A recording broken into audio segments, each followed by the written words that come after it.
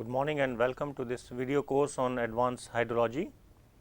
We are into the stochastic hydrology module, and in this we are looking at chapter 12 on hydrologic frequency analysis.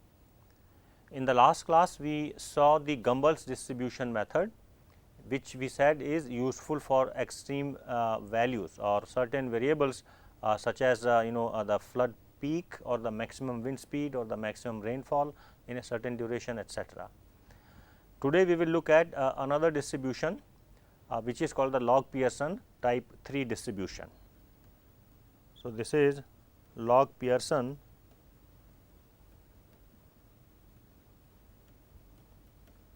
type 3 distribution which is used quite extensively in hydrology.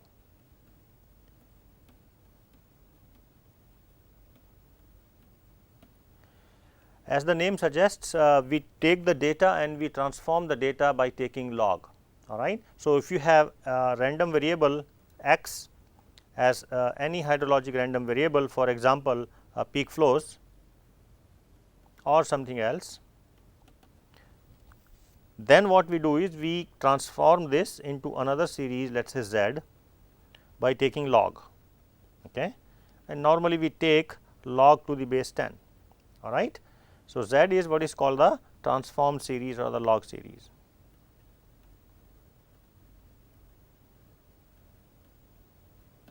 Okay. And then we carry out all our computation on this transformed series or the z series. The general hydrologic frequency analysis equation or relationship remains still the same. That is, we find out the value of z corresponding to a certain return period z, t will be equal to what? Will be z bar plus k z is the frequency factor times sigma z, okay, where we say k z is what? It is the frequency factor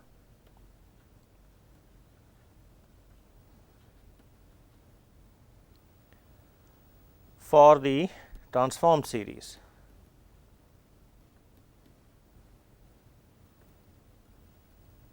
Okay. Now, this for the log Pearson type 3 distribution is function of two things. One is the return period t itself, and other is what is called the C s. All right. What is C s? It is nothing but the coefficient of skew.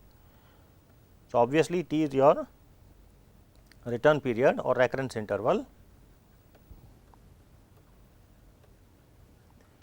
and C s is what? It is the coefficient of skewness in the data. All right.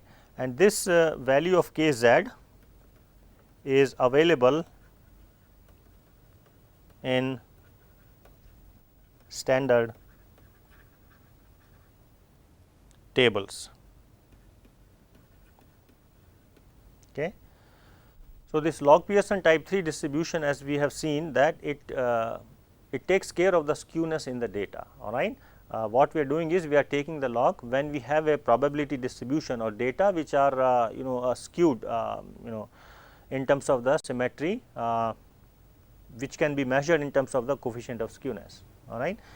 So, depending upon the magnitude of skewness, this value of k z will be determined depending upon that particular value of t. All right. And as I said, this is available in the standard tables. So, you have a table, it is a two dimensional table in which on one side you have the return periods, other side you have the coefficient of skewness. All right. So, corresponding to those values you can just read out the value of k z, and once you have the k z, you can determine z t. What is z t? It is z bar plus k z times sigma z. All right. Z bar is the average of the transformed series, and sigma z is nothing but the standard deviation of the transformed series. All right. So, let me write it down.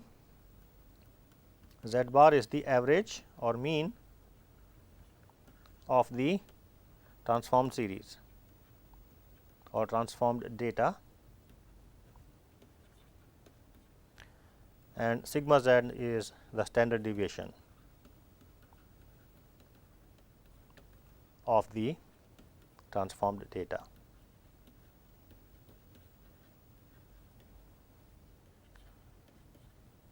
Okay. So, it is very easy to see that we can apply this method very quickly and easily. How?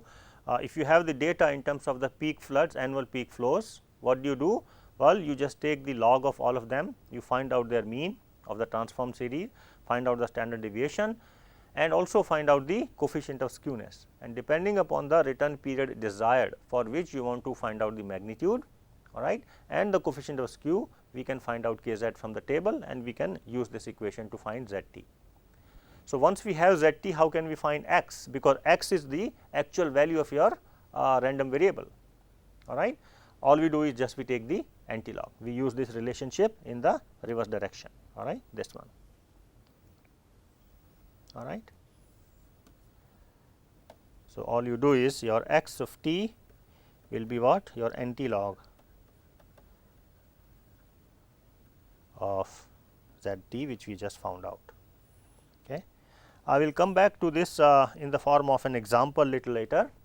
Today I would like to take up an example in which we will have a set of data set or set of data points to which we will fit Gumbel's distribution as well as the log-Pearson type 3 distribution. Okay. So, I will come back to this later. Now, what happens when the coefficient of skewness is 0? All right. You have a data which is symmetrically distributed, that is to say, if your C s is 0, that means what? That means this log-Pearson type 3 distribution reduces to log normal distribution, that is what is called a log normal distribution.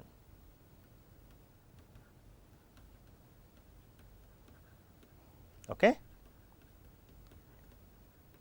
Why log normal? Because we are working on the log series, right. We have taken the or we have transformed the data by taking log, and it is normal because the coefficient of skewness is 0, because the normal distribution we know is symmetrical. So, that is why if we find that coefficient of skewness is 0 or very close to 0, then we can use a log normal distribution, all right. So, in that table of k z, you have a row which corresponds to C s is equal to 0, you can just read those off. All right. Now, we will look at a some very interesting concept which is called the partial duration series. So, let me write it down and then we will come back to this.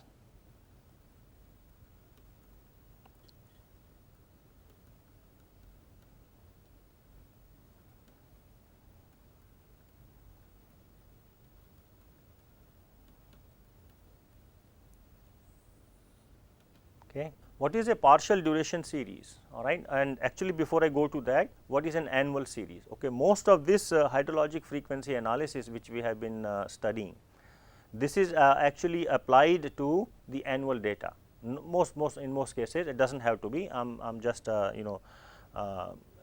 being little bit more pragmatic here, because in most cases we deal with the annual flood flows or annual maximum rainfalls or some variable similar to that.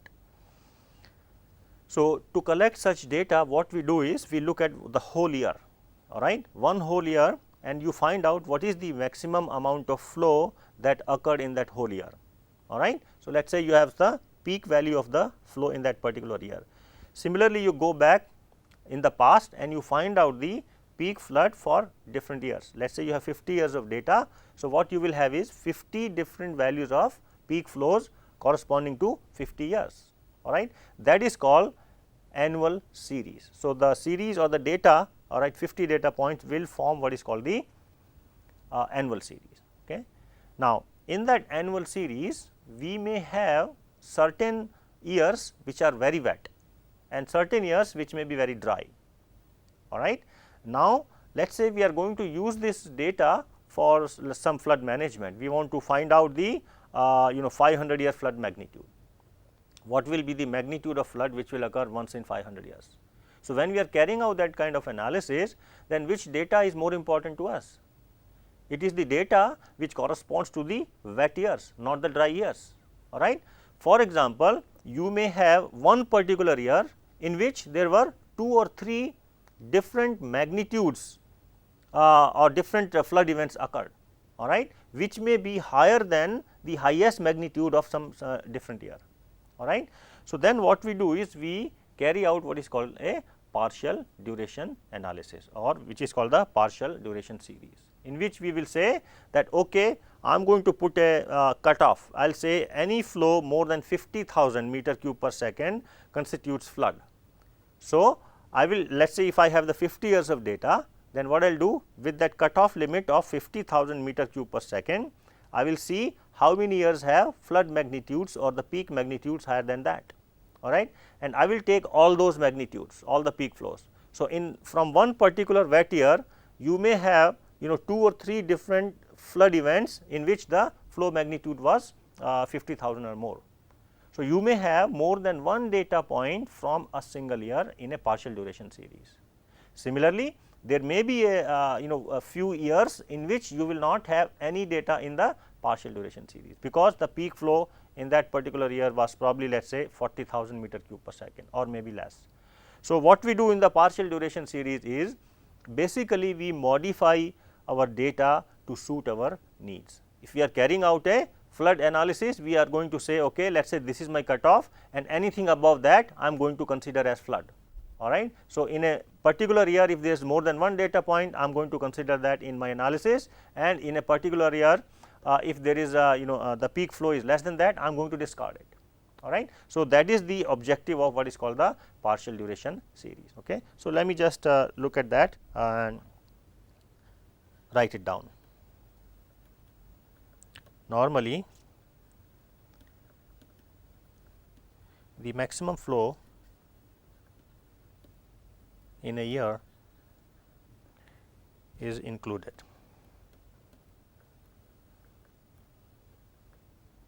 In annual series. Okay, that is what we said initially.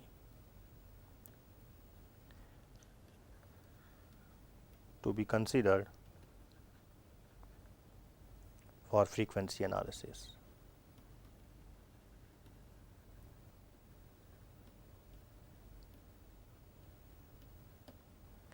However, sometimes it is possible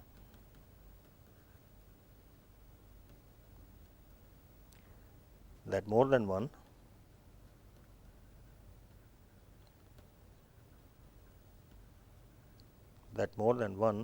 independent floods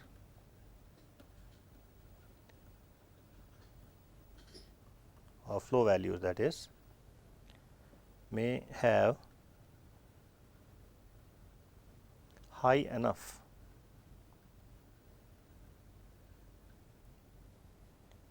magnitudes to be considered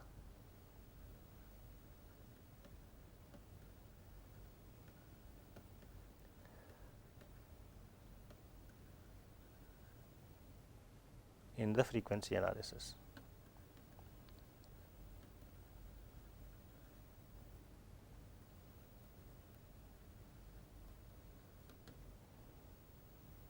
Okay. So, that gives us the concept of what is called the partial duration series. Okay. In such cases, we select or we decide a cutoff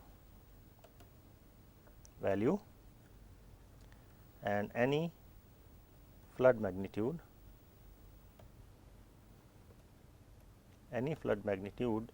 higher than that or higher than the cutoff is included in the frequency analysis. Obviously, such a frequency analysis will be more meaningful. Okay. The resulting data series is then called the partial duration series.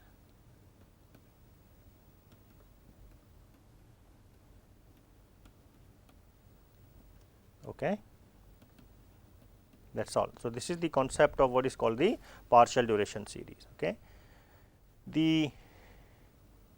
There is a relationship between the return period corresponding to a partial duration series and the annual series, which is given like this: T p is equal to 1 over natural log of T A minus natural log of T A minus 1, and this you can see easily can be written as natural log of this T A minus 1 over T A. Okay. So, we will not go into the derivation of this, but this is what people have determined. So, obviously, what is T A? T A is your return period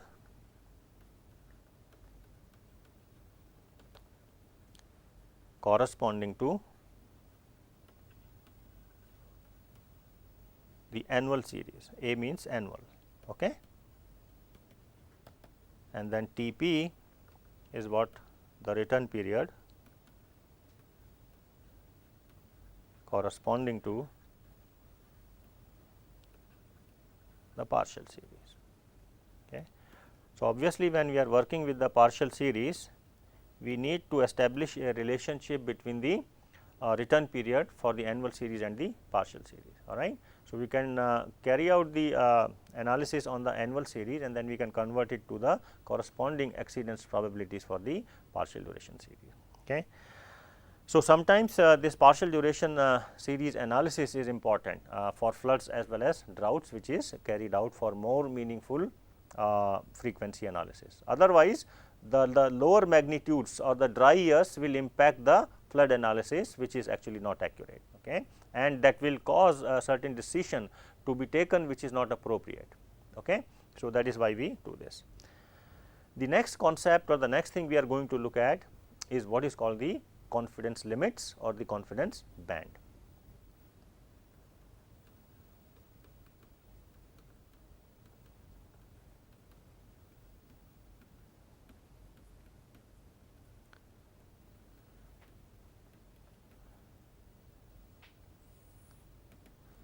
Whenever we are dealing with the prediction or forecasting or estimation under uncertainty, that is we are not sure, but we are trying to use the statistical principles, and we are going to say here in the frequency analysis, what are we going to say?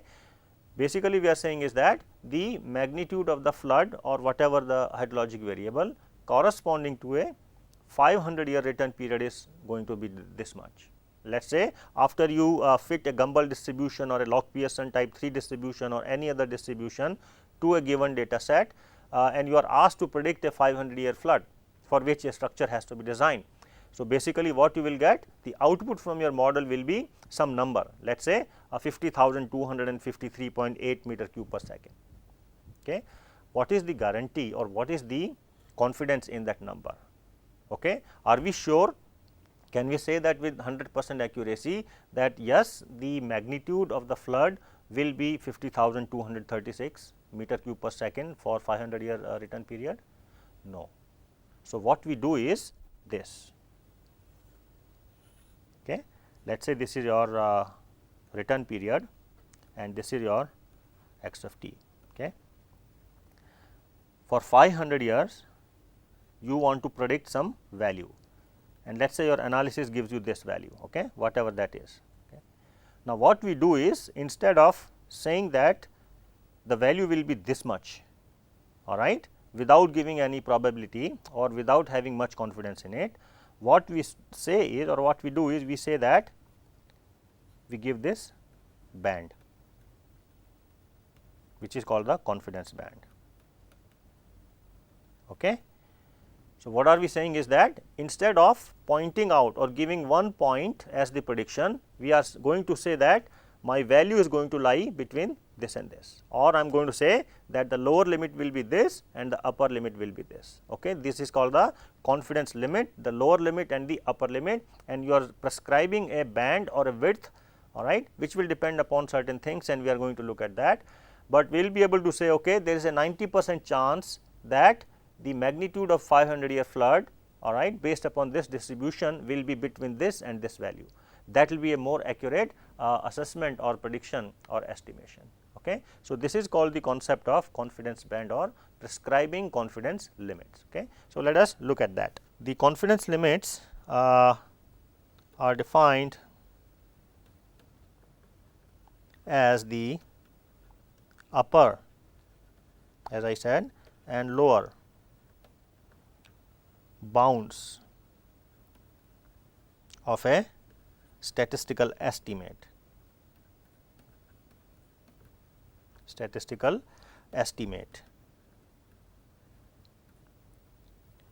For a given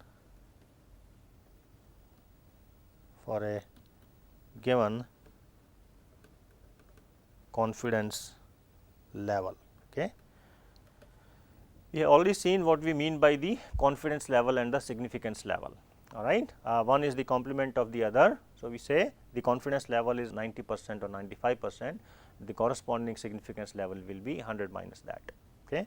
So, we will be able to say that the flood magnitude for the 500-year return period will be between this lower bound and that lower bound with that much confidence, with 90% confidence. Okay. How do we do that? How do we actually determine those limits? That depends upon the distribution, the statistical properties of the data and the significance level and so on. Okay. So, let us look at that.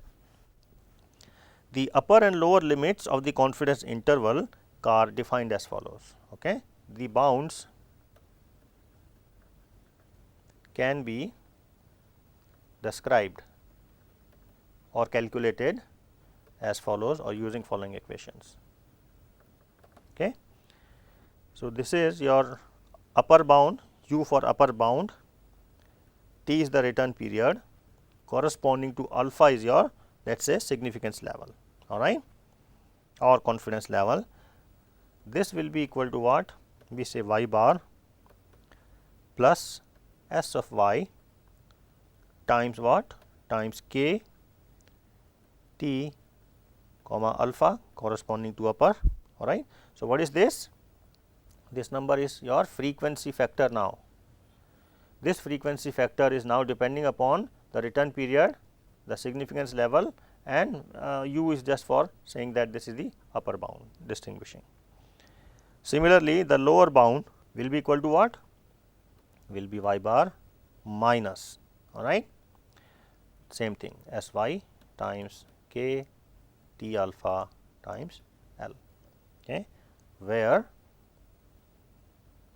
here I can say where your this bounds are given as follows: k t alpha is equal to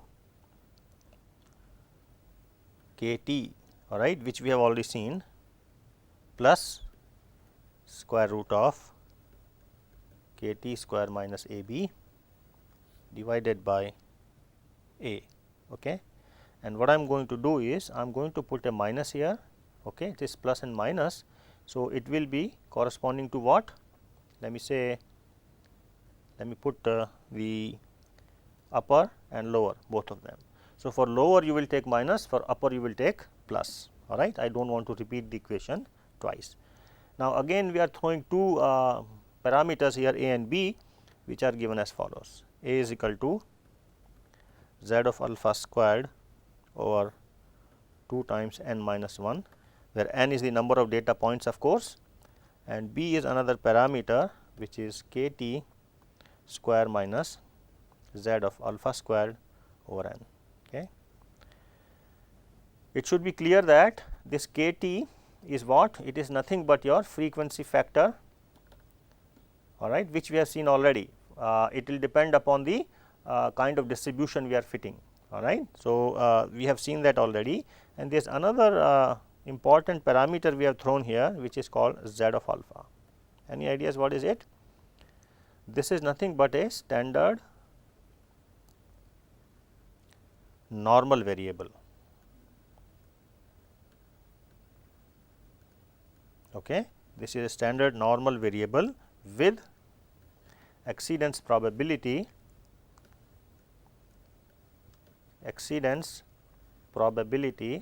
of what? Of alpha. Okay. So, z is nothing but your standard normal variable with significance level or this exceedance probability of alpha. Okay. So, this way you see you using these equations we can find out the upper limit and the lower limit for any type of distribution. We know the k t, we can find out a and b, we can find out z t, the standard normal variable for any value, and then for that we can find out what will be the upper and lower bounds. Okay. There is another way of expressing this, we will come back to this a little later. I would like to define another statistical error or some way of quantifying how good or bad our estimate is. Okay. Remember, for any mathematical model, whether it is statistical or deterministic, we want to find out how good or bad the model is, right. So, we define what is called a standard error of estimate, all right. It is a statistical parameter we always calculate. Okay. So, let me give you that standard error of estimate.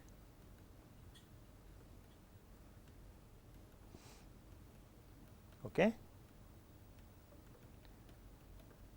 Any estimate we make using a Gumbel distribution or Log-Pearson or any different distribution, it will have certain error associated with that. So, we are just trying to quantify that. What is it? It is a measure of the standard deviation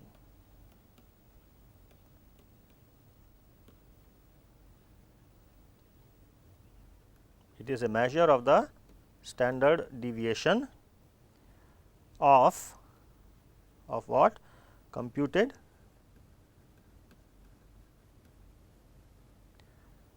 magnitudes.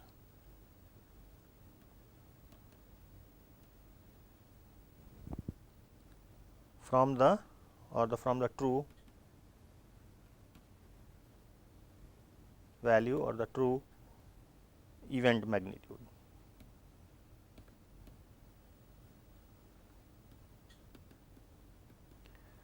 Okay. So, what is a standard error of estimate? It is nothing but it is a measure of the standard deviation, all right. What standard deviation? Of the difference between basically the observed value and the computed value, all right. You take that difference, you calculate it for the whole data set, and then you calculate the standard deviation of that. It is a measure of that kind of variation in the data in the residual series. How is it defined? It is like this. For the normal distribution, or normally this is what we have. SE is square root of twice plus of your z square over n, all right, times your S. Okay. For extreme value type 1 distribution, okay, which we have seen, this standard error of estimate SE is defined as this particular expression 1 by n times 1 plus 1.1396 of your KT plus 1.1 of your KT squared. Okay. This whole raised to the power half, that is everything is in square root, actually including 1 by n. So, let me put another bracket here. Okay. 1 by n is also in the square root, and then this thing is multiplied by S. What is S? S is nothing but the standard deviation, we have said.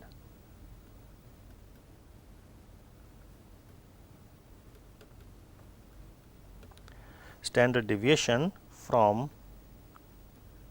a sample of your data on which we are working of size n. Okay. So, you see that we can calculate the this standard deviation, all right, of the sample from the sample like this, and then we can find out SE depending upon which distribution it is, and then we have said that there are two distributions for which we have written this equation, all right. So, if it is normal distribution we are fitting, this is the value of standard error of estimate, and for the log this EVT. Okay. So, we can calculate this, and then there is, as I said, another way of expressing the confidence limits in terms of the standard error of estimate. So, basically what you have is you are making or you are predicting an estimate, all right, and then you are saying that I know how much is the error associated with that estimate or that prediction. So, what you do is you define a band around it, okay, using the standard normal variable, okay, and this is how it is done. The value of SE can be used to do what? To construct confidence limits.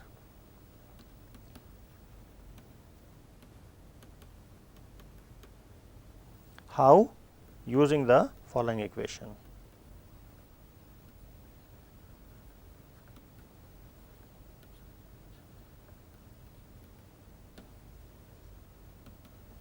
Okay. What is it? It is your the value or the upper or the lower limit. So, I am going to put either u or L.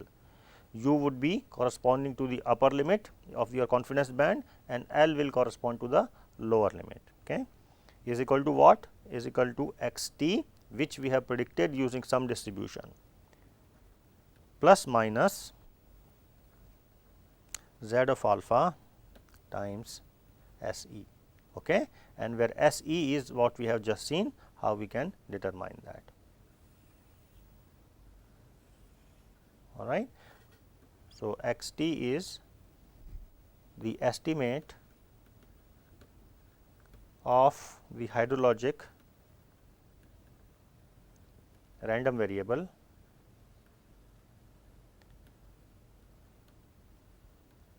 for a return period of t years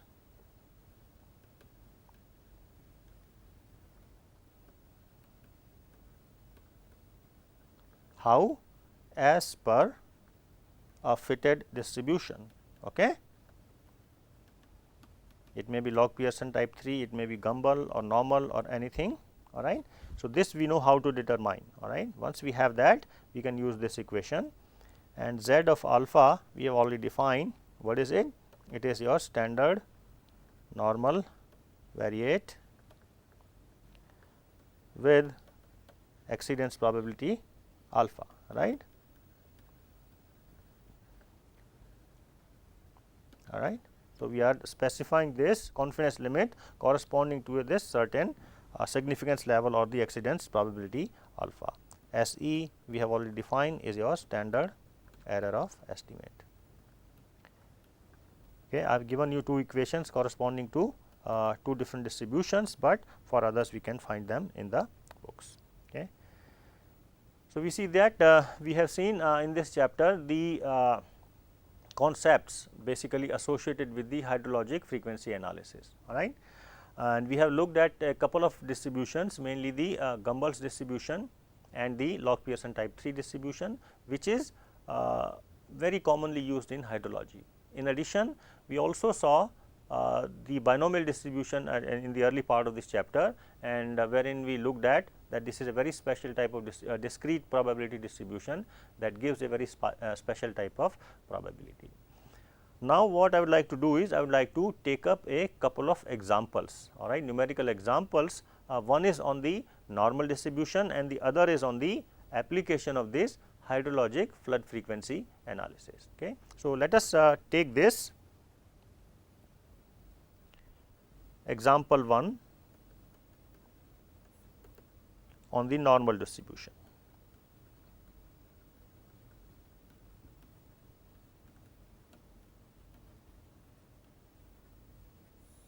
Okay. So, what I would like to do is I will state this problem first like we have been doing, and then we will come back and look at the solution.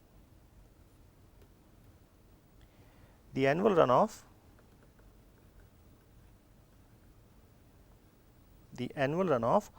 of a stream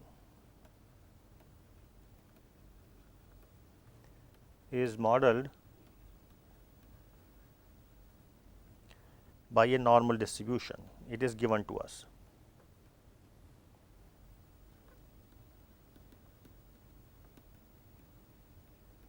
Okay. With a mean and standard deviation given to us, I will just give it to you directly with x bar of 5000 meter cube per second and standard deviation of 1000 meter cube per second. So, these data are given to us. If they are not given, we can calculate them. What we have to find in this example is find the probability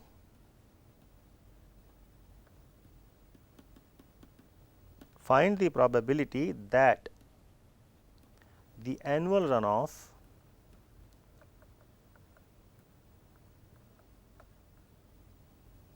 in any year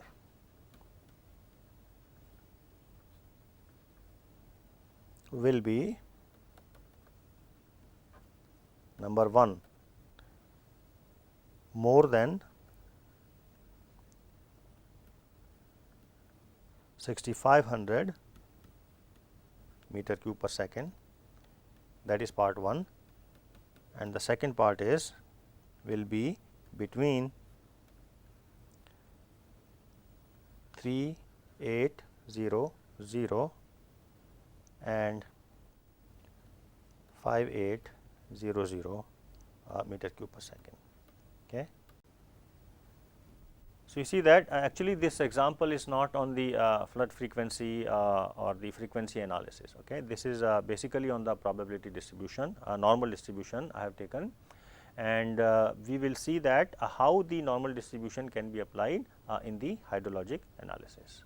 So, let us see how we can solve this problem in which we have to find this probability of two different kinds, in which one is you have to find the probability that the annual runoff will be more than a certain value, which is given as 6500 meter cube per second, and in the other case we have to find the probability that the annual runoff will be between two different values, and it is given that it follows the normal distribution. So, let us look at that.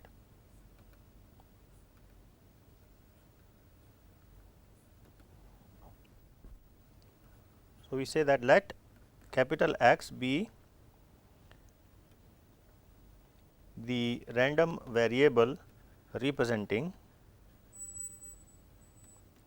what? The annual runoff in this case. All right, and let Z be the standard what? Normal variable. Remember, whenever we are applying the normal distribution, we are dealing in terms of this Z, which is the standard normal variable. So that your Z is equal to what? Z is equal to nothing but your all the x values minus the mean divided by the standard deviation of your x series. Okay. And this we say is normally distributed with a mean of 0 and a variance of 1. Okay.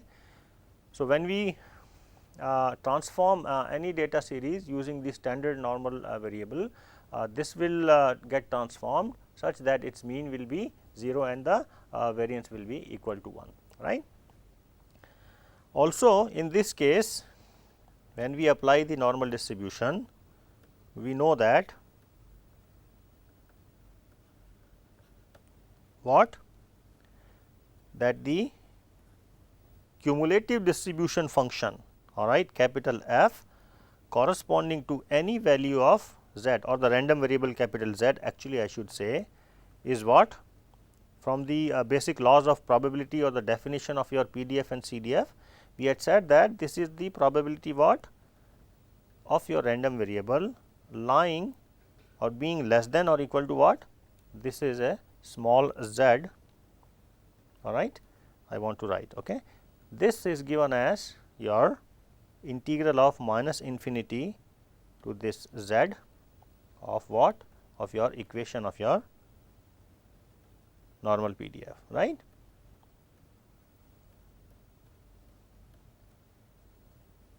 Okay. All right, what we do is this whole thing, all right, is available in two different forms, right. One is what? Either the standard tables. How can we determine this integral or the cumulative distribution function value corresponding to certain value z? We can read it off from the standard normal tables. That is number 1. What is the other one?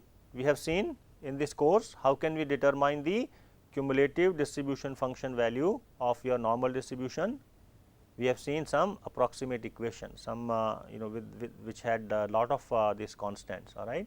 So, either we can use the standard normal tables or we can use those equations, okay, in a computer program, right, which will give you a pretty accurate value of the capital F of z. All right. So, the second one is the approximation.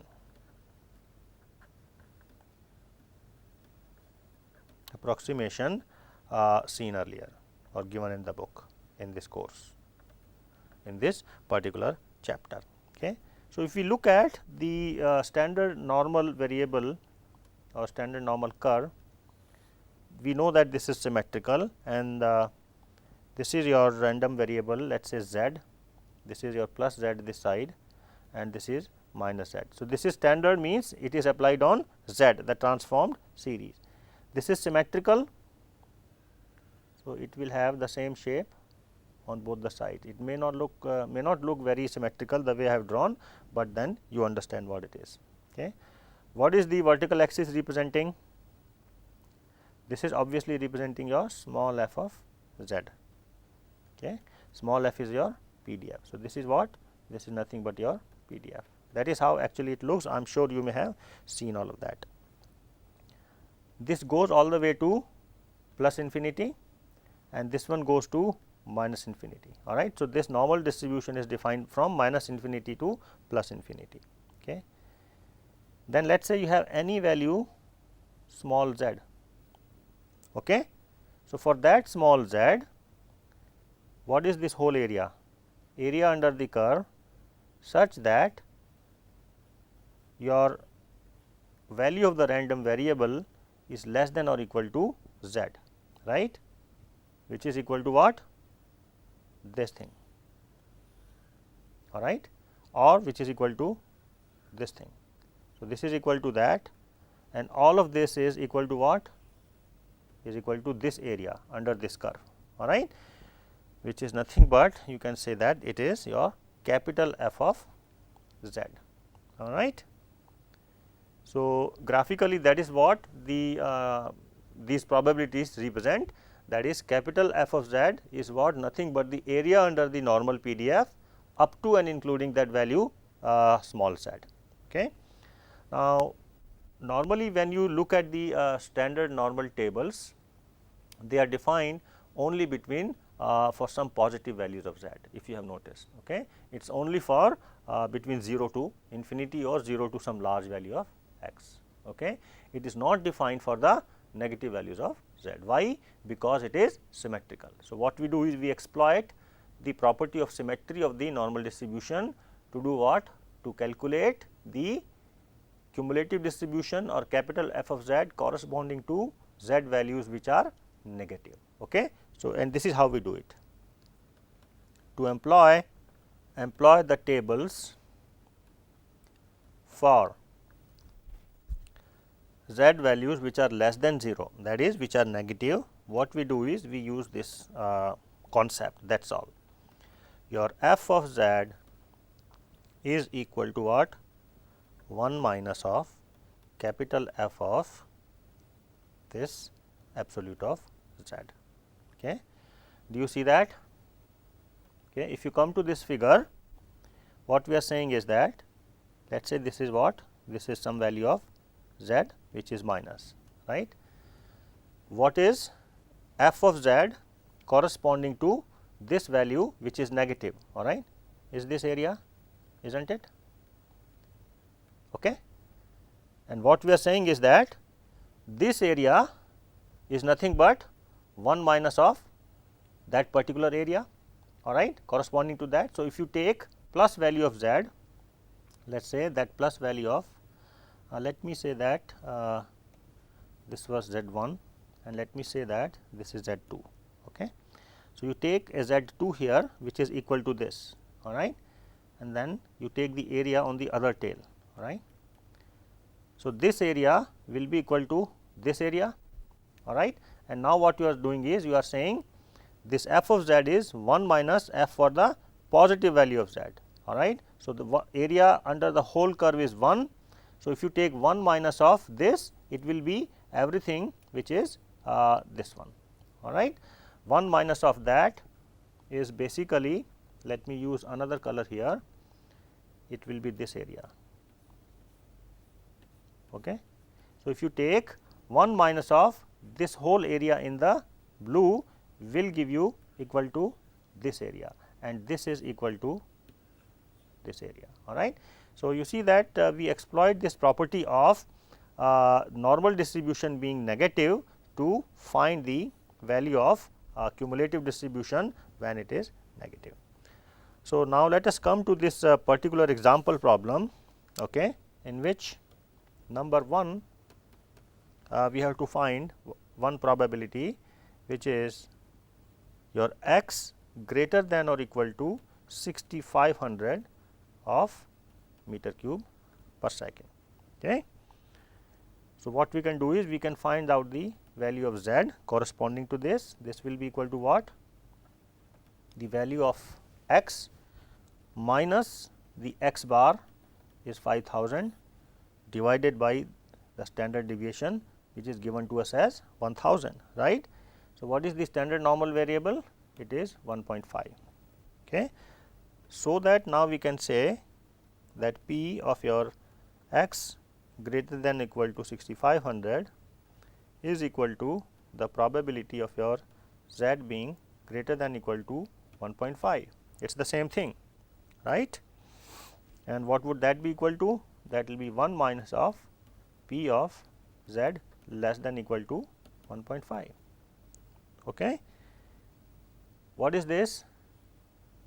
Based upon our definition of the probabilities, what is the probability of z being less than or equal to z? It is nothing but cumulative distribution function. All right. So, this you say is 1 minus f of z. Okay. So, this is equal to 1 minus f of z is equal to 1.5. Okay. Now, what we do is this value we read out from the standard normal tables, which give us what? It gives you the value of capital F corresponding to different values of positive values of z, right. So, you just do that, or you can use the approximate equations. I am not going to do that.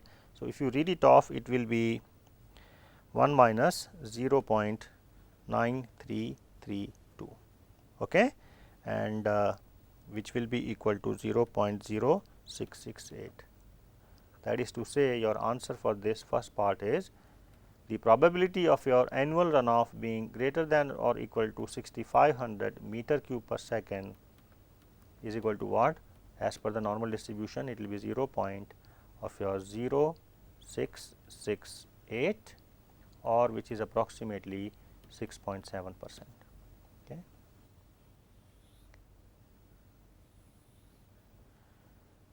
Similarly, we can work on the second part, in which what we have to do is we have to find the probability that the value of x will be between two values. One is 3800, other is 5800. Okay. So, the first thing we have to do is we have to find out the values of corresponding z's for two different values of x's, right. So, if you did that, you will have z1 corresponding to 3800 will be minus 1.2, because it is less, and similarly your z2 if you determine, it will be 0.8. Okay. So, what is this probability equal to? This is nothing but the probability of your z in what range? Minus 1.2 and 0.8. Okay. So, these two are equal. All right. What is this equal to? Well, it is the difference in the cumulative distribution function values, the higher one, which is 0.8 minus f of z is equal to what? Minus 1.2. Okay. Remember, this is what we had defined in the beginning of this chapter, where the probability of a random variable falling between two different values is given by this difference, the upper value and the minus value for the CDF. Okay. Now, this is negative here. So, we use that particular property for the negative value of z. So, it will be f corresponding to 0.8 minus in the brackets what? 1 minus of for z is equal to what? plus 1.2. Okay. Absolute of z means what? 1.2. Okay.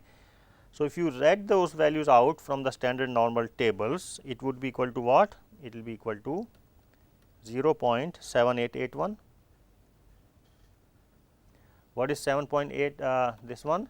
This is actually equal to this one, all right. And then you have minus of 1 minus what?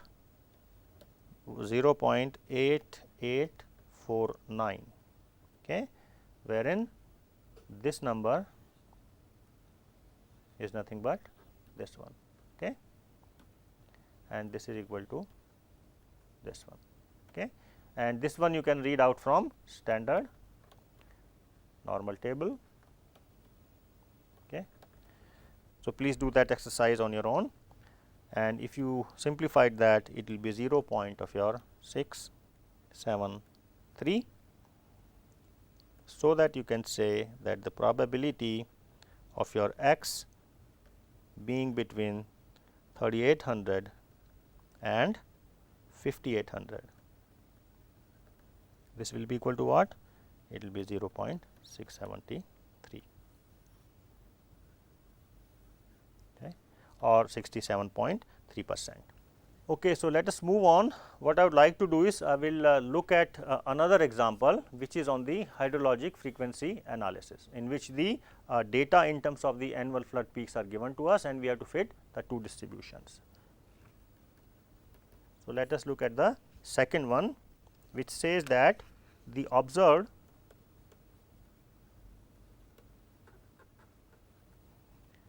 annual peak flood values in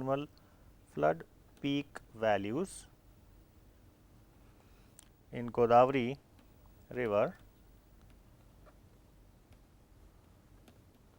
Okay, these are just the data actually I have just made up.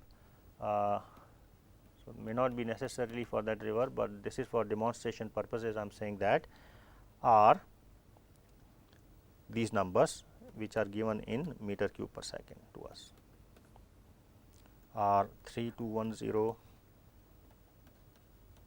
4000, 1250, 3300, 2480, 1780, 1860, 4130, 3110, 2320, 2480, 3405 and 1820. Okay. What we have to do is estimate the annual peak flood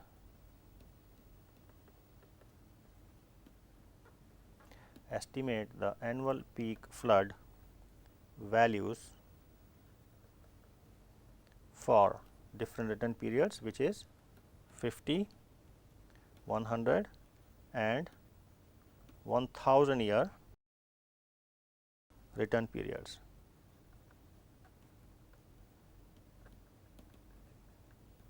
Okay, using A, Gumbel's distribution,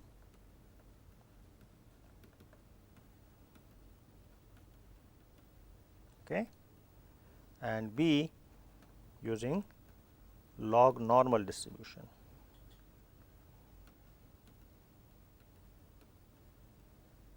Okay. Okay. So, let us see how we are going to work on that. First, we will take up the Gumbel's case. So, given the data, what is the first step? Basically, you find out we have n is equal to 13, that is 13 different values are given to us. We find out the average of this data, which is going to be 2703.5 meter cube per second. You can verify that, and also the sigma, which is 898.6 meter cube per second. You can calculate that easily. Now, using the Gumbel's tables. Okay. We find out what is called the yn bar and Sn, okay, for n is equal to 13. So, there is a table in which for different values of n these numbers are given. These are the Gumbel's parameters. So, you will see that it will be 0.5070 and Sn would be what 0.9971. Okay. So, you can just read it out from the table. Now, we write all these equations which we are going to use. What is yt? Yt is the minus of your natural log of t over t minus 1. This is our one equation. We need to calculate kt for Gumbel, which will be what? Yt minus yn bar over Sn. Okay. Yn bar and Sn for this we have already determined or estimated, and then xt is equal to x bar plus kt times sigma. So, what I have actually done is I have written down all these equations which we can use to calculate the magnitude of the annual flood peak corresponding to a particular return period. All right. So, we calculate the yt, depending upon yt we find out the kt. For using that kt we find out xt, which is the magnitude, and we can organize our calculations in a tabular form like this. So, you have t, which is 50, 100 and 1000. Okay. So, you can calculate, given the t, using this equation, you just put value of t, 3 different values you can calculate yt, right. So, it will be 3.902, it will be 4.6 for 100 and 6.907 for 1000. Similarly, your kt is going to be what? From this equation. Once you know yt, yn bar and Sn is known to us, we just use this equation. So, it will be 3.4048, it will be 4.1051 and it will be 6.419. You can verify some of these numbers. And then what is going to be xt, which is your final answer actually, it will be 5763.2. These are in meter cube per second, right, 6392.3, and this is going to be 8471.6. So, this row is your answer for the Gumbel's distribution. If you see for the log normal, okay, what we have to do actually is transform the data, right. That is z is equal to log to the base 10 of your x. Okay. And for that you find out z bar, which will be 3.4078. So, all the data 13 data that are given to the you just take the log and find out z bar, which will be this, sigma z will be 0.1556 and CS actually we are not going to calculate, we will just say because we are fitting log normal, we will take this as 0. So, what is your hydrologic frequency equation? It is same, z bar plus kt times sigma z, and your xt will be what? Nt log of zt. Okay. Same thing, this is to be read out from the table depending upon the return period. All right. Then all you do is you have the log Pearson type 3 distribution table. In that table you will read out values corresponding to CS is equal to 0. All right. So, same thing you do, you arrange your calculations in table like this. Okay. You read out kt for CS is equal to 0, it will be these values. Okay. And zt will be from this equation, you can find out it will be 3.7273, 3.7696 and it will be 3.88 of your 84. take the anti-log of these numbers, that will be your final answer, which will be 5337, 5883 and 7735. Okay. So, this is your answer. So, you see that implementing these probability distributions is a fairly easy task when we understand the equations. Okay. So, we have seen in this example, I have rather hurried up because I am running out of time, but looking at these numbers you can calculate all these things on your own and verify how you get these answers. Okay. So, with this we come to the close of this chapter in fact and this module on stochastic hydrology. Okay. What we will do in the next class, we are going to start the groundwater hydrology module. All right. So, I would like to stop at this point of time and we will take up the groundwater hydrology in the next class. Thank you.